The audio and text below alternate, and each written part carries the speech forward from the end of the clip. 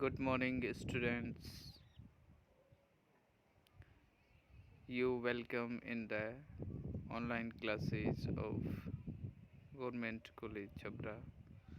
This is a class taken by me. This is a general class.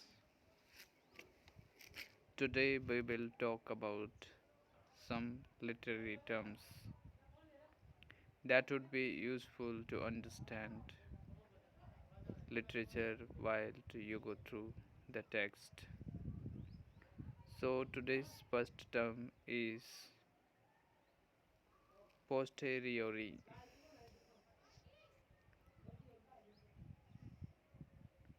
This term is related to rhetoric, logic, and philosophy. A belief or proposition is said to be a posteriori if it can only be determined through observation. So, this is a belief or proposition that can be determined through observation. These are inductive arguments in which the thinker puts forth a belief or proposition as a universal rule, so he or she puts forth in response to an example seen in nature. The specific observed example comes first, and the logical argument follows on a universal level later. तो ये कहा जा सकता है कि एक belief और preposition होता है जो जिसका निर्धारण केवल ऑब्जर्वेशन से किया जा सकता है। सामान्यतः एक इंडक्टिव आर्गुमेंट होता है जिसमें नेचर में किसी देखे हुए एग्जाम्पल को पहले प्रस्तुत किया जाता है, फिर उसके बाद में उससे संबंधित लॉजिक आता है, तो उसी को पोस्टेरियोरी कहते हैं। इसके बाद में आपके लिए नेक्स्ट जो टर्म है दैट्स प्रियोरी। तो this is also related to rhetoric, logic, and philosophy. An argument is said to be a priori if its truth can be known or inferred independently of any direct perception. So here most important thing is that a belief that can be perceived infer किया जा सकता है, जिसको जाना जा सकता है direct perception से। Logic, geometry, mathematics are usually held as सच। पामर 381 पर ये कहा गया है।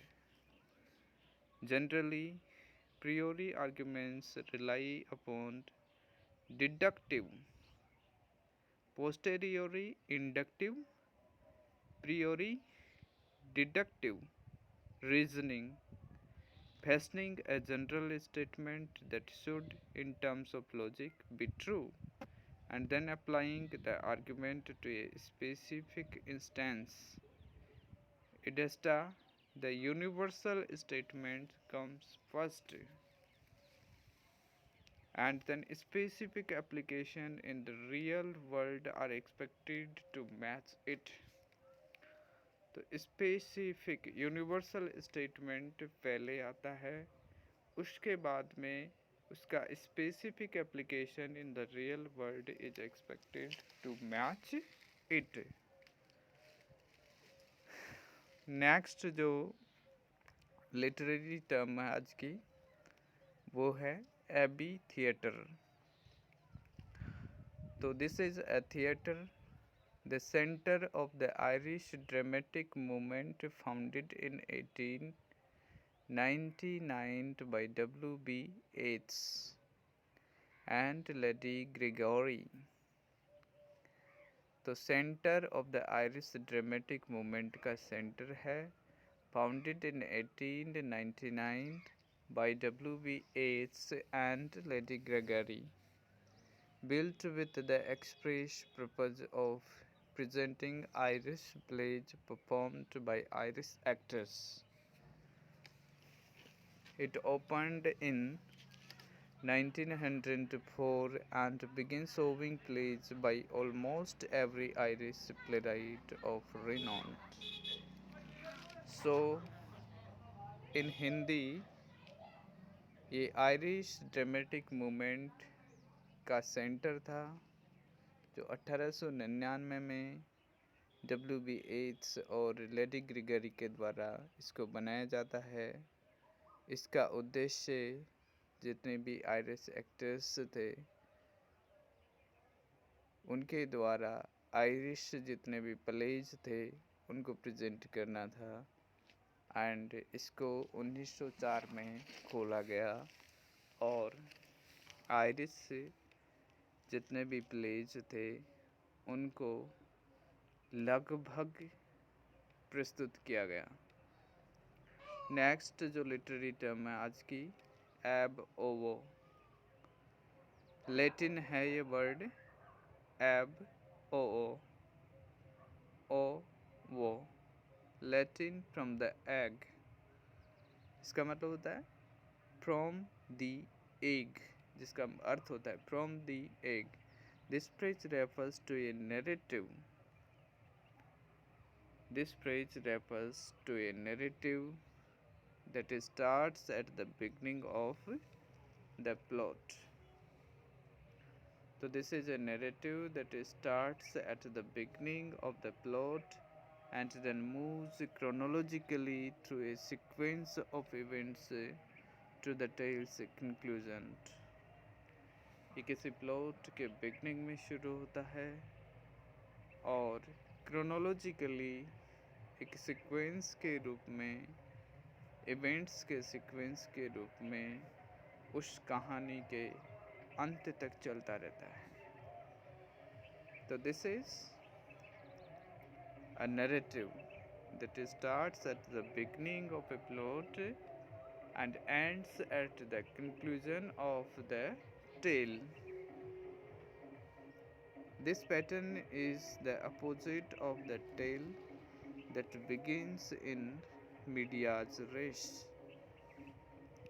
This pattern is the opposite of a tale that begins in the medias res, one in which the narrative starts in the middle of things. In medias res, here narrative starts in middle of the things, well into the middle of the plot, and then proceeds to explain the earlier events through the characters, dialogue, memories or flashbacks. तो एब ओवो में किसी प्रकार के flashback, narratives, characters के through fast incidents को बताने की आवश्यकता नहीं होती है। एब ओ वो starts beginning from the egg, and from start it comes. Narrative starts at the beginning of a plot and ends at the conclusion of the tale. It is just opposite in medias res. In medias res में क्या होता है कि कोई भी narrative middle of things, middle of the plot start होता है और flashback और मेमोरीज और कैरेक्टर्स के डायलॉग्स के द्वारा पीछे की घटनाओं को बताया जाता है। Horace coins the phrase in his treatise Ars Poetica, a treatise not to be confused with the Poetics of Aristotle. Horace, in his treatise Ars Poetica, a treatise not to be confused with the Poetics of Aristotle, contrast with in medias res.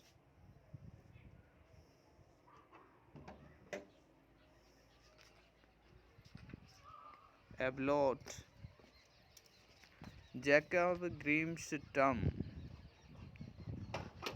for the way in which Old English strong verbs formed. Jacob Grimm's term for the way in which Old English strong verbs formed their preterities by a vowel change, and this is also called gradation. An example would be the principal parts of Old English strong verbs such as I sing, I sang, I sung. So this is ablaut or gradation, and you can understand through the example. It means changing of the forms by changing their vowels. This is called ablaut, or you can say gradation. uh, Abolitionist literature. Abolitionist literature क्या है? Literature, poetry, pamphlets or propaganda. So this is related to literature. Literature में poetry, pamphlets, propaganda written in the 19th century for the express purpose of condemning slaveholders. Abolitionist literature is a literature, poetry, pamphlets, or propaganda written in the 19th century for the express purpose of condemning slaveholders, encouraging the release and emancipating of slaves, or abolishing slavery altogether. Abolitionist. And this is a literature, this is a poetry, this is a propaganda, this is a pamphlet written in the 18th century, and this literature was written for a abolition of the slaves and abolition of the slaveholders condemning करते हैं इसमें increases the release and emancipation of slaves, abolishing slavery altogether. This literature might take the form of autobiographical writings. This literature might take the form of autobiographical writings in the case of many slave narratives or fictional accounts such as Stowie's Uncle, Tom's Cabin. ये सब एबोलिशनिस्ट literature के उदाहरण हैं. स्टोवीज Uncle, Tom's cabin. ये autobiographical writings का रूप भी ले लेते थे in the case of slave narratives में, और फिक्शनल अकाउंट्स का रूप भी ये ले लेते थे. Stowe's Uncle, Tom's Cabin. Such writings rely heavily on the pathos for rhetorical technique. So for today, all these terms are enough. Next, some important terms we will discuss in the next lecture. So thank you so much.